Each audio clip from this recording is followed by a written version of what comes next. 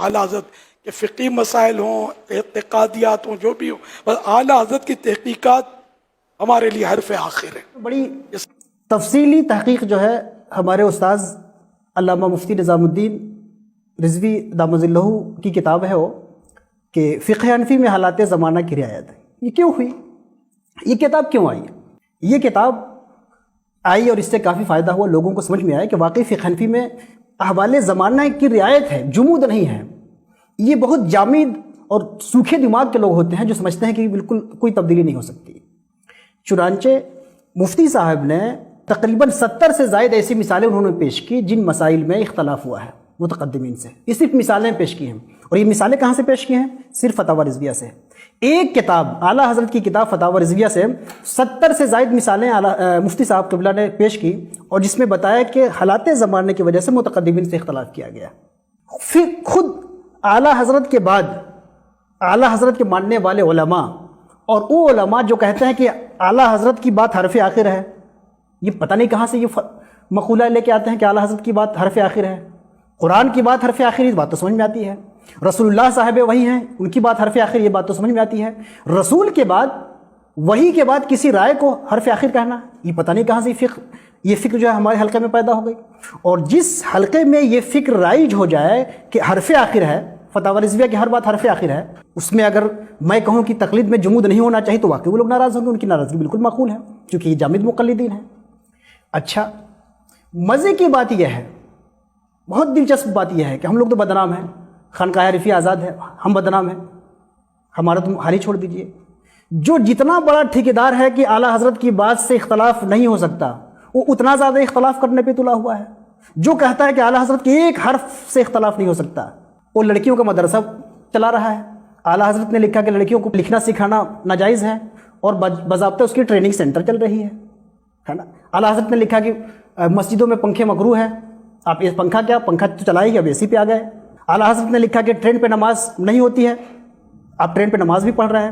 تو جو جتنا بڑا ٹھیکیدار ہے وہ اتنا بڑا اعلیٰ حضرت سے بھی اختلاف کر رہا ہے۔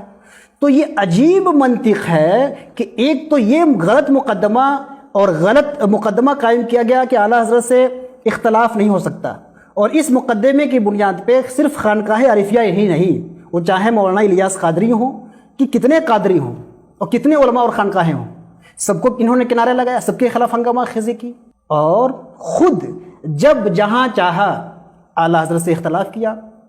کچھ لوگ جس وقت جو سب سے زیادہ اعلیٰ حضرت کے جھنڈا بردار ہیں، وہ تعزیہ ماشاءاللہ تعزیہ نکالتے ہیں، پیلی بھیت میں تعزیہ بھی نکالتے ہیں، اور پوری دنیا میں اعلان کرتے ہیں کہ اعلیٰ حضرت کی ایک بات سے اختلاف نہیں ہو سکتا۔ یہ جناب اوجھڑی بھی کھاتے ہیں، اور اوجھڑی بھی کھا رہے ہیں بھرپور، اور اس کے بعد یہ بھی کہتے ہیں کہ اعلیٰ حضرت سے اختلاف نہیں ہو سکتا۔ یعنی نتیجہ گفتگو یہ ہے کہ اعلیٰ حضرت کے ماننے والوں میں ایک بدماشی، بعض ماننے والوں میں، سب ماننے والوں میں نہیں، بعض ماننے والوں میں ایک بدماشی یہ پیدا ہو گئی کہ خود جہاں چاہے جو تحقیق کے نام پہ تحقیق کر کے جو رائے قائم کر لے، لیکن اس کی رائے سے اگر آپ نے اختلاف کیا تو فوراً یہ نہیں کہے گا کہ آپ نے مجھ سے اختلاف کیا، کیونکہ اس کی کوئی اوقات ہی نہیں، اس کو جانتا کون ہے۔ تو وہ یہ نہیں کہے گا کہ مفتی صاحب مجھ سے کیوں اختلاف آپ نے کیا، وہ کہے گا کہ اعلیٰ حضرت سے اختلاف کر رہے ہیں، آپ نے اعلیٰ حضرت سے اختلاف کیا، اور اعلیٰ حضرت سے ایک حرف اختلاف نہیں ہو سکتا، جبکہ خود 50 اختلاف کر کے بیٹھا ہوا ہے۔ کیوں بار بار ایک وضاحت کرنے کی ضرورت پڑتی ہے کہ اعلیٰ حضرت سے اختلاف رائے ہو سکتا ہے؟ آپ وضاحت بھی کرتے ہیں، اپنی جب بات آتی ہے، اپنا گلا جو پھنستا ہے تو وضاحت کی بات آتی ہے۔ ہم نے ایک پیلی بھیت کے خطیب صاحب کی تقریر سنی کہ ہم جو عورتوں پہ کو مزار پہ لے کے جاتے ہیں تو ہم تحقیق کی بنیاد پہ لے کے جاتے ہیں۔ ارے بھائی، جو لوگ بھی اعلیٰ حضرت سے اختلاف کرتے ہیں تحقیق کی بنیاد ہی پہ کرتے ہیں۔ تم عورتوں کو کا میلہ لگاؤ، اس پہ مزار پہ لے کے جاؤ، تو کہو کہ ہم تحقیق کی بنیاد پہ اعلیٰ حضرت سے اختلاف کر رہے ہیں۔ دوسرا کسی مسئلے میں خدا نخواستہ اعلیٰ حضرت سے اختلاف کر رہا ہے تو وہاں تم فارمولہ چلا رہے ہو کہ اعلیٰ حضرت سے ایک حرف میں اختلاف نہیں ہو سکتا ہے۔ تو یہ دو رنگی اپنی ختم کریے، اور یہ غلط مقدمہ ختم کریے۔ سنیت کیا ہے اس کو واضح طور پہ تسلیم کیجئے۔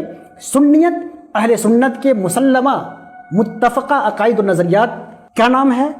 متفقہ عقائد و نظریات سے جو بھی انحراف کرے گا، وہ چاہے بریلی والا ہو کہ کچھوچا والا ہو کہ مبارک پور والا ہو کہ سید سلام والا ہو، اس کی گمراہی میں ذرہ برابر شک نہیں کیا جائے گا۔